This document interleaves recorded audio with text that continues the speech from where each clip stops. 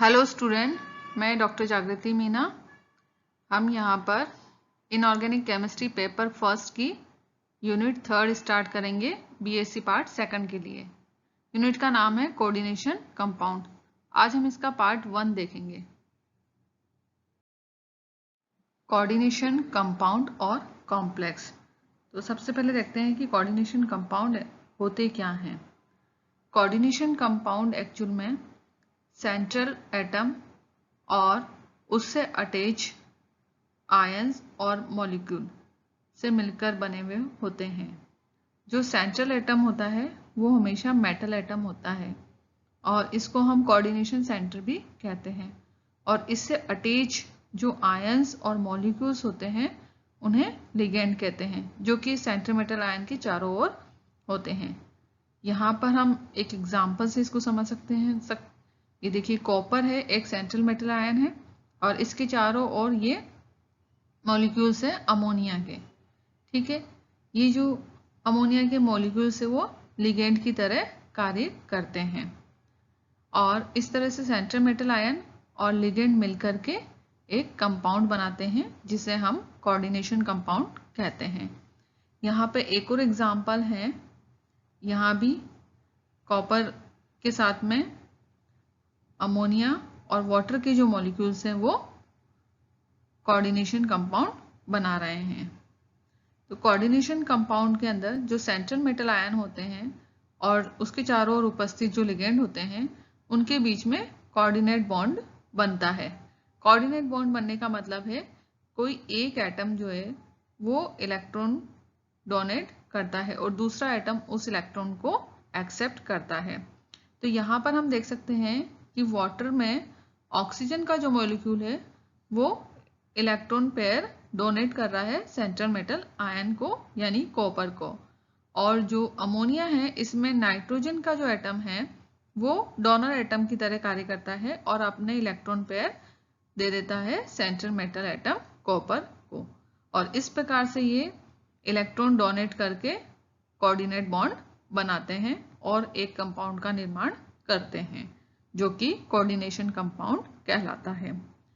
Coordination compound complex ion से मिलकर भी बने हुए होते हैं और ये कॉम्प्लेक्स आयन जो होते हैं वो सेंट्रल मेटल एटम और मॉलिक्यूल्स से मिलकर के बने होते हैं, या इनमें आयंस भी हो सकते हैं मॉलिक्यूल की जगह। और जो मॉलिक्यूल्स और आयन होते हैं वो एक से अधिक होते हैं, वन और मोर मॉलिक्यूल्स और आयंस। ठीक है, यहाँ पर देखिए ये टेट्रा एमीन कॉपर, ये एक कॉम्प्लेक्स है। यहाँ पर जो मॉलिक्यूल्स हैं वो उनकी संख्या एक से अधिक है, यानी यहाँ पे 4 एमीन हैं। तो central metal ion bonded to one or more molecule और आयंस। तो इस तरह से एक कॉम्प्लेक्स आयन का निर्माण हो जाता है। ये कॉम्प्लेक्स आयन है क्योंकि इसके ऊपर प्लस चार्ज है। ठीक है, 2+ चार्ज है इसके ऊपर। The salt of the complex ion is called complex compound और कोऑर्डिनेशन कंपाउंड। कॉम्प्लेक्स आयन के सॉल्ट को भी कोऑर्डिनेशन कंपाउंड या कॉम्प्लेक्स कंपाउंड कह सकते हैं। तो यहाँ तक आपको क्लियर हो गया होगा कि कोऑर्डिनेशन कंपाउंड किसे कहते हैं। अब देखते हैं टाइप ऑफ सॉल्ट। जो सॉल्ट होते हैं या लवण होते हैं उनको 3 भागों में डिवाइड किया गया है: सिंपल सॉल्ट, डबल सॉल्ट और कोऑर्डिनेशन कंपाउंड। सबसे पहले सिंपल सॉल्ट को देखते हैं। सिंपल सॉल्ट में हाइड्रोक्सिल आयन और हाइड्रोजन आयन को मेटेलिक आयन द्वारा रिप्लेस नहीं किया जा सकता है। और सिंपल सॉल्ट का जो फॉर्मेशन होता है वो एसिड का जब बेस के द्वारा उदासीनीकरण न्यूट्रलाइजेशन होता है तब सिंपल सॉल्ट बनता है। Example NaCl। NaCl में एसिड HCl या KCl कोई भी एसिड ले सकते हैं, उसका बेस के द्वारा न्यूट्रलाइजेशन कराना है, यानी HCl का NaOH द्वारा न्यूट्रलाइजेशन कराएंगे तो NaCl बनेगा। इस तरह से एसिड का न्यूट्रलाइजेशन होने पर सिंपल सॉल्ट का निर्माण होता है। और जो डबल सॉल्ट होते हैं वो मॉलिक्यूलर और एडिशनल कंपाउंड होते हैं जो कि सॉलिड स्टेट में ही मिलते हैं, लेकिन जब हम इन्हें वाटर में डिजोल्व करते हैं, डिजोल्व इन वाटर, तो ये अपने कॉन्स्टिट्यूएंट्स आयन में डिसोसिएट हो जाते हैं, यानी कि कॉन्स्टिट्यूएंट आयन यानी कि जिन आयन से मिलकर के बने होते हैं उसमें ये टूट जाते हैं। यहाँ पर हम एक एग्जाम्पल से समझ सकते हैं कि यहाँ पर पोटास एलम एक हमारे पास में एडिशनल डबल सॉल्ट है, या हम उसे एडिशनल कंपाउंड भी कह सकते हैं। ये जो पोटास एलम है इसको हम जब वाटर में डिसोल्व करते हैं यहाँ पे, तो ये पोटेशियम, एल्यूमिनियम और सल्फेट 3 आयन में डिसोसिएट हो जाते हैं, और इन तीनों आयन से मिलकर ही ये पोटास एलम बना हुआ था। Now coordination compound. Coordination compound भी एडिशनल कंपाउंड होते हैं, लेकिन जब इन्हें हम वाटर में डिसोल्व करते हैं, एक्वस सॉल्यूशन मतलब जलीय विलयन में जब इन्हें हम घोलते हैं, तो ये अपनी आइडेंटिटी नहीं खोते हैं, यानी कि जिन आयन से मिलकर के ये बने हुए होते हैं उन आयन में ये टूटते नहीं हैं, और इनकी आइडेंटिटी सेम वैसी ही बनी रहती है जैसे ये वाटर में डिसोल्व करने से पहले थे। तो इनकी प्रॉपर्टी जो है वो डिफरेंट होती है, किससे? कॉन्स्टिट्यूएंट्स आयन से, जिन आयन से ये मिलके बने होते हैं उनके जैसी इनकी प्रॉपर्टी बिल्कुल नहीं होती है, इनकी प्रॉपर्टी बिल्कुल भिन्न होती है इनके कॉन्स्टिट्यूएंट आयन से। यहाँ हम एक एग्जाम्पल से समझ सकते हैं कि पोटेशियम फेरोसाइनाइड है, एक हमारे पास में कोऑर्डिनेशन कंपाउंड है या एडिशनल कंपाउंड है। इसको जब हम वाटर में डिसोल्व करते हैं तो ये आयरन का और साइनाइड का टेस्ट नहीं देता है। इट मीन्स ये आयरन और साइनाइड के अंदर नहीं टूटता है। ठीक है, पोटेशियम फेरोसाइनाइड सेम ऐसे के ऐसे ही रहता है, इसका डिसोसिएशन नहीं होता है, यानी कि आयरन और साइनाइड अलग अलग नहीं होते हैं, तो ये अपनी आइडेंटिटी नहीं खोते हैं, और इसीलिए आयरन और साइनाइड जो है वो टेस्ट नहीं दे पाते हैं। जबकि यहाँ पे डबल सॉल्ट में हमने देखा था कि जो ये डबल सॉल्ट होता है वो अपने कॉन्स्टिट्यूएंट आयन में टूट जाता है। ठीक है, और ये जो कंपाउंड कोऑर्डिनेशन कंपाउंड है ये कॉन्स्टिट्यूएंट आयन में टूटते नहीं है। कोऑर्डिनेशन केमिस्ट्री को पढ़ने से पहले उसमें जो टर्म्स यूज होती है हम उसके बारे में पढ़ लेते हैं। ये टर्म्स काफी इंपॉर्टेंट है। सबसे पहले जो टर्म्स है वो है कोऑर्डिनेशन एंटाइटी। कोऑर्डिनेशन एंटाइटी क्या होती है? कोऑर्डिनेशन एंटाइटी आयन और एटम और उस आयन और एटम के चारों ओर उपस्थित आयन, मॉलिक्यूल्स और ग्रुप से मिलकर के बनी हुई होती है।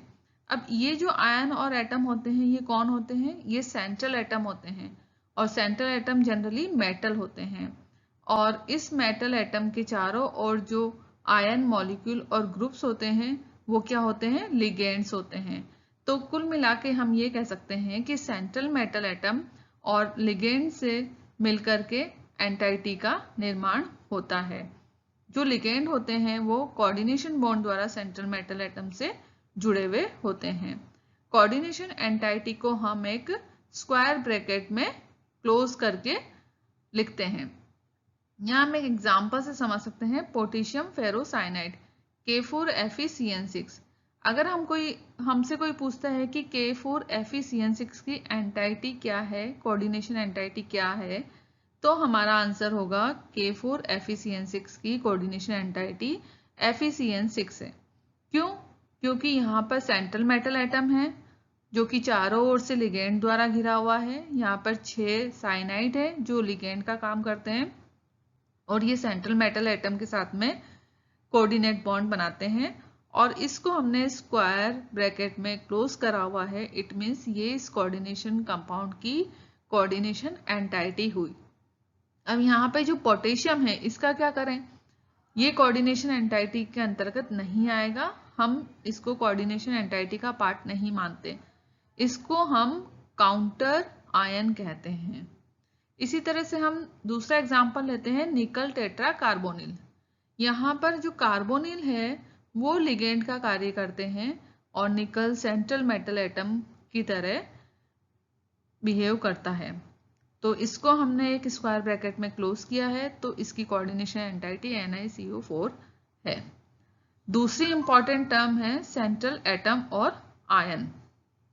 सेंट्रल एटम और आयन वो एटम या आयन होते हैं जो कोऑर्डिनेशन एंटाइटी में सेंटर पोजीशन पर होते हैं, यानी कि जो बीच में होते हैं और उनकी चारों तरफ फिर लिगेंड फैले हुए होते हैं और ये लिगेंड कोऑर्डिनेट बॉन्ड द्वारा सेंट्रल मेटल एटम से जुड़े हुए होते हैं।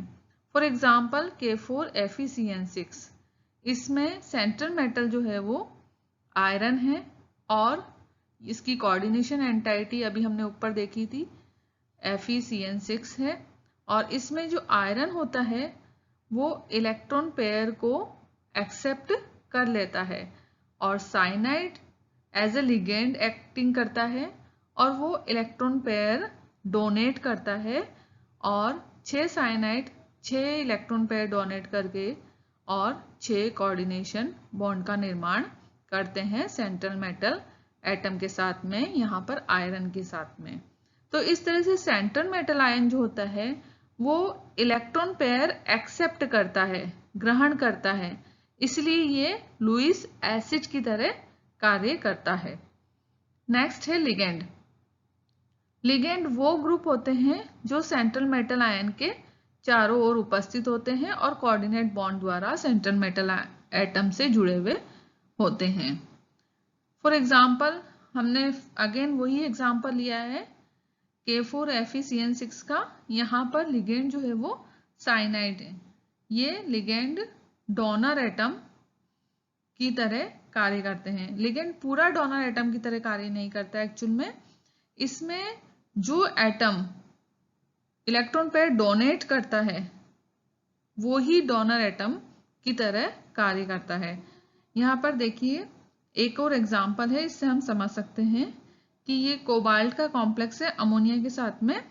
तो यहाँ पर जो अमोनिया है इसमें नाइट्रोजन के पास में इलेक्ट्रॉन पेयर होता है, तो नाइट्रोजन जो है वो इलेक्ट्रॉन पेयर डोनेट करता है।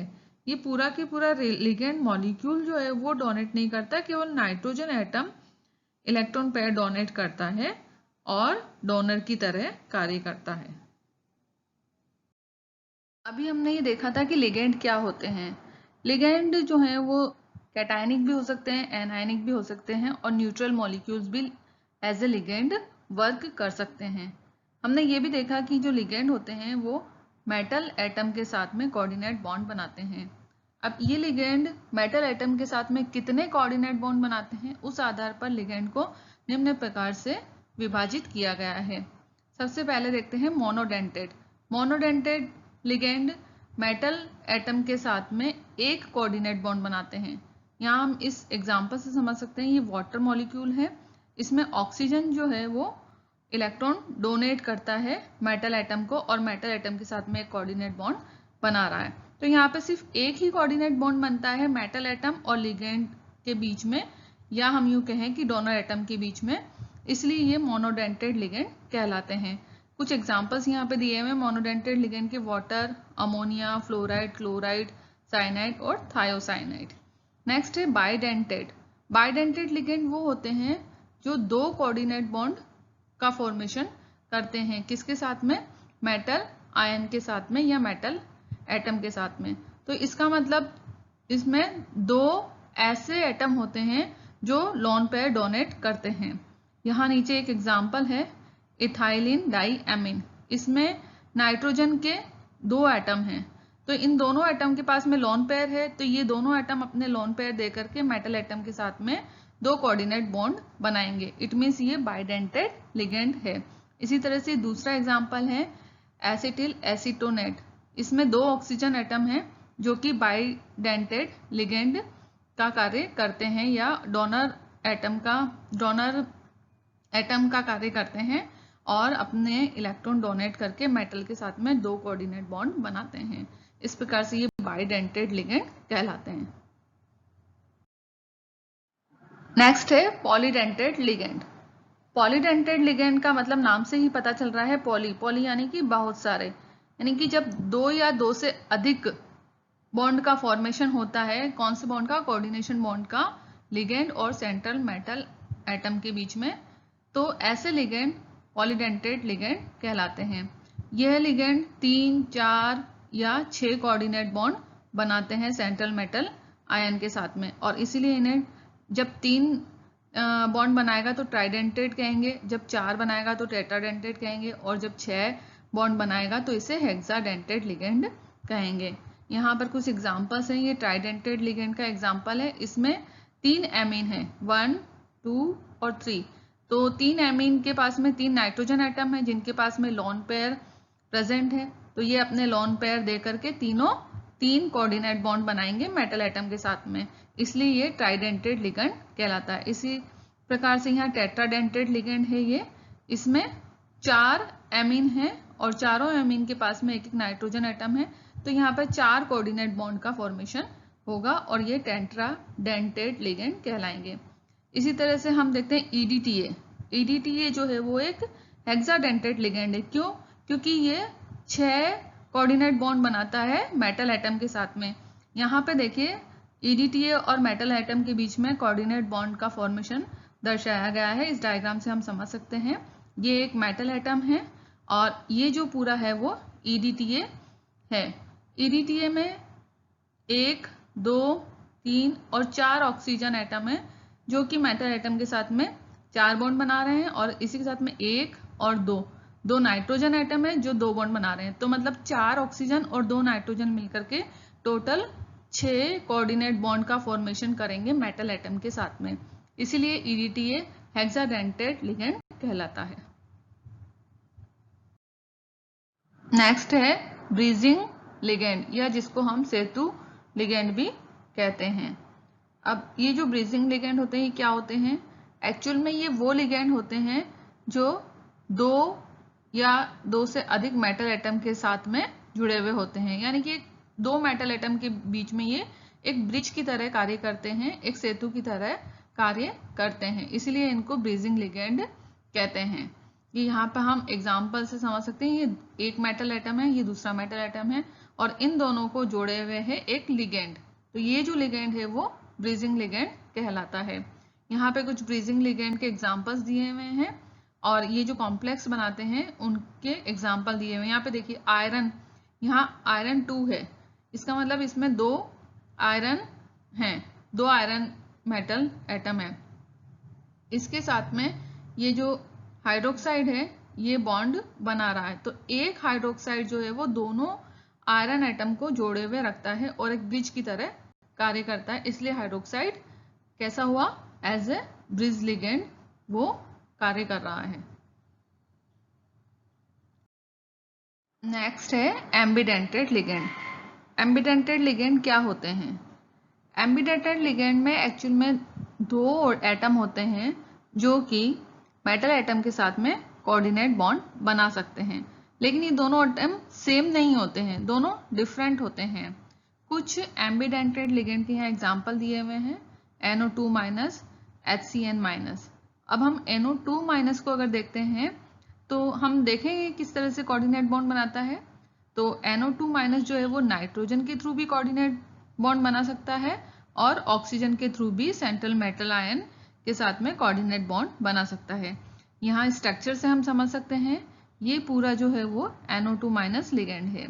तो यहाँ पर ये ऑक्सीजन और ये मेटल एटम, इन दोनों के बीच में कोऑर्डिनेट बॉन्ड बन रहा है। इट मीन्स ऑक्सीजन अपने इलेक्ट्रॉन पेयर मेटल एटम को डोनेट कर रहा है। दूसरा केस हम देखते हैं तो इसमें नाइट्रोजन जो है वो अपने इलेक्ट्रॉन पेयर डोनेट कर रहा है मेटल एटम को।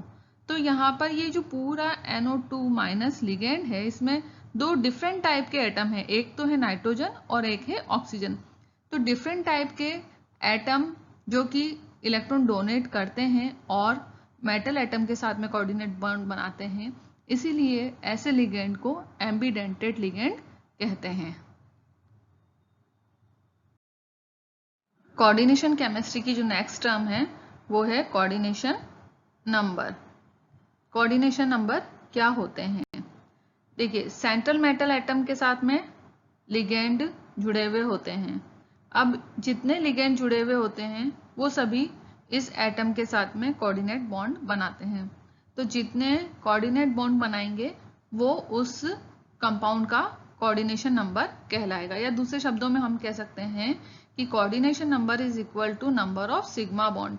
जितने सिग्मा बॉन्ड बनते हैं उसके बराबर कोऑर्डिनेशन नंबर होता है। लेकिन कुछ लिगैंड और सेंट्रल एटम के बीच में पाई बॉन्ड का फॉर्मेशन भी होता है, जैसे कार्बोनिल, साइनाइड। अगर इस तरह के लिगैंड उपस्थित हो तो पाई बॉन्ड का फॉर्मेशन भी होता है। लेकिन ये जो पाई बॉन्ड होते हैं इनको हम कोऑर्डिनेशन नंबर में इंक्लूड नहीं कर सकते हैं, इनको अलग ही रखा जाता है। केवल सिग्मा बॉन्ड ही होते हैं जो कोऑर्डिनेशन नंबर में इंक्लूड होते हैं, और इसीलिए हमने ऊपर कहा है कि जितने सिग्मा बॉन्ड होंगे उसके equal number of coordination number होगा। एक एग्जांपल से हम यहाँ समझते हैं, K4FeCN6 का एग्जांपल हमने लिया है। यहाँ पे देखिए साइनाइड कितने हैं, टोटल 6 हैं। तो 6 साइनाइड जो हैं वो आयरन के साथ में 6 बॉन्ड बनाएंगे, तो इसका मतलब आयरन का कोऑर्डिनेशन नंबर कितना हुआ यहाँ पे 6। नेक्स्ट एग्जांपल हम देखते हैं, निकल का एथिलीन डाई एमीन के साथ में कॉम्प्लेक्स बन रहा है यहाँ पे, तो इसका कोऑर्डिनेशन नंबर होगा 6। यहाँ पर 6 क्यों होगा? आप कहेंगे कि यहाँ पे तो केवल 3 ही जो है लिगैंड है, परंतु यहाँ पे ये ध्यान देने की बात है कि जो इथेन 1,2 डाई एमीन है उसके अंदर 2 एटम ऐसे हैं जो डोनर एटम की तरह कार्य करते हैं। ये देखिए एमीन का ये एटम, इसमें नाइट्रोजन और ये दूसरा नाइट्रोजन, तो 2 नाइट्रोजन एटम है जो कि डोनर एटम हैं। तो यहाँ पर एक लिगेंड के अंदर कितने हो गए, 2 डोनर एटम हो गए। तो इसका मतलब एक लिगेंड 2 बॉन्ड बनाएगा, तो 3 लिगेंड कितने बॉन्ड बनाएगा, टोटल 6 बॉन्ड बनाएगा। इसीलिए हमने यहाँ कहा कि निकल का जो कोऑर्डिनेशन नंबर है वो 6 होता है। नेक्स्ट है ऑक्सीडेशन स्टेट। ऑक्सीडेशन स्टेट क्या होती है, या मेटल एटम का ऑक्सीडेशन नंबर क्या होता है? केंद्रीय परमाणु से जुड़े हुए समस्त लिगेंड को यदि उनके इलेक्ट्रॉन युग्म यानी कि उनके पास जो इलेक्ट्रॉन पेयर है उसके साथ हटा दिया जाए तो केंद्रीय परमाणु पर जो आवेश उत्पन्न होता है उसे केंद्रीय परमाणु की ऑक्सीडेशन स्टेट या ऑक्सीडेशन नंबर कहा जाता है, और इसे हम रोमन नंबर में लिखते हैं। जैसे यहाँ पर देखिए एक एग्जाम्पल से हम इसे समझ सकते हैं कि ये FeCN6 ये पूरी कोऑर्डिनेशन एंटाइटी है इस कॉम्प्लेक्स की, ठीक है। इसमें जो आयरन है उसका ऑक्सीडेशन स्टेट है 2। अब इस ऑक्सीडेशन स्टेट को कैसे निकालते हैं वो हमने नीचे एक फॉर्मूला दिया गया है, इससे हम ऑक्सीडेशन स्टेट निकाल सकते हैं। The net charge on the complex ion is equal to the sum of the oxidation state of central metal and the charge on the ligand attached to it. Using this relation, the oxidation number can be calculated as follows. तो net charge equal to oxidation state of central metal ion, ठीक है। Central metal ion का oxidation state हमें यहाँ में निकालना है, इसलिए हम इसको x मान लेंगे, और नेट चार्ज जो है वो दिया हुआ होता है हमें किसी भी कॉम्प्लेक्स के ऊपर। फिर है नंबर ऑफ लिगेंड, उसमें कितने लिगेंड उपस्थित हैं, into charge on ligand, ligand के ऊपर क्या चार्ज है उसको लिगेंड के नंबर से मल्टीप्लाई करना है। चलिए एक एग्जांपल से इसको समझते हैं। FeCN6 4-, इसका जो नेट चार्ज है वो कितना है वो निकालते हैं हम। तो सबसे पहले नेट चार्ज है इसका -4, क्योंकि यहाँ पे देखिए चार्ज दिया हुआ है -4, equal to oxidation state of central metal, central metal atom की हमें ऑक्सीडेशन स्टेट निकालनी है इसलिए हमने इसको x लिख दिया, plus number of ligand, number of ligand कितने हैं यहाँ पे 6, तो हमने 6 लिख दिया। अब इन लिगेंड्स पे कितना चार्ज है -1, तो इसलिए हमने इसको -1 लिख दिया। तो इस पूरी कैलकुलेशन से जो ऑक्सीडेशन स्टेट आएगा सेंट्रल मेटल एटम का वो आएगा +2। तो इसका मतलब आयरन की ऑक्सीडेशन स्टेट कितनी हुई +2। इसी तरह से नेक्स्ट एग्जांपल है, एक और देखते हैं हम। तो इसमें चार्ज कितना है पूरे कॉम्प्लेक्स के ऊपर +2, तो यहाँ हमने +2 लिख दिया, ऑक्सीडेशन स्टेट हमें निकालनी है, इसलिए X लिख दिया, कोबाल्ट की निकालनी है, +5। यहाँ पे देखिए अमीन जो है वो कितने मॉलिक्यूल्स है उसके 5, तो हमने 5 लिख दिया। और क्योंकि ये न्यूट्रल लिगेंड है तो इसके ऊपर चार्ज 0 होता है, इसलिए 5 × 0 हो जाएगा। एको लिगेंड है यहाँ पे क्लोराइड, क्लोराइड के ऊपर -1 चार्ज होता है और यहाँ पे एक ही है क्लोराइड, तो हमने +1 × -1 कर दिया। तो जो ऑक्सीडेशन स्टेट है वो कितनी आई, +3। तो कोबाल्ट यहाँ पर +3 ऑक्सीडेशन स्टेट में होगा। तो इस फॉर्मूले से आप किसी भी सेंट्रल मेटल एटम की ऑक्सीडेशन स्टेट निकाल सकते हैं, आपको अगर कोई भी कॉम्प्लेक्स दिया हुआ हो तो आज हमने यहाँ पे कोऑर्डिनेशन केमिस्ट्री का पार्ट 1 देख लिया है और इसके अंतर्गत जो टॉपिक्स हमने पढ़े हैं वो आप सब लोगों को क्लियर हो चुके होंगे। धन्यवाद।